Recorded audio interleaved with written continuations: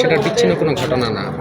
আমরা দেখছি যে জুলাই গণঅভ্যুত্থান পরবর্তী সময়েও সাধারণ জনগণ যখন রাস্তায় তার ন্যায়সঙ্গত আন্দোলন করছে তখনও কিন্তু তাদের উপরে আক্রমণ হয়েছে। আমরা দেখছি যে শ্রমিকদের ন্যায্য আন্দোলনে পুলিশ আক্রমণ করছে। ঢাকা বিশ্ববিদ্যালয়ের এদিকে শিক্ষক কর্মচারীরা তারা ন্যায্য আন্দোলন যখন করছে সেটাও কিন্তু ভাইরাল হয়েছে যে একটা নারীকে কীভাবে হেনস্থা করা হয়েছে। তারপরে বুয়েটেও এরকম একটা ঘটনা ঘটছে। কালকের যে ঘটনাটা ঘটছে এটাও মনে করেন ধারাবাহিক ঘটনার একটা অংশ। পুলিশ তার কার্যক্রম মাদক বিরোধী অভিযান চালাইতেই পারে, কিন্তু আমার সবচেয়ে কৌতূহলের জায়গা এখানে থানা থাকে আর এখানে ঘটমান মানে রেগুলার যে এই প্রক্রিয়াগুলো চলে এটা তো থানা কি জানা না এই বিষয়গুলো। আর আপনি যেটা বললেন যে আসলে ঢালাওভাবে মানে যে অপরাধী এবং অপরাধী না সবাইকে একইভাবে লেভেল করা হইতেছে যে অ্যাজ ইফ আপনি এখানে চলাফেরা করতে পারেন।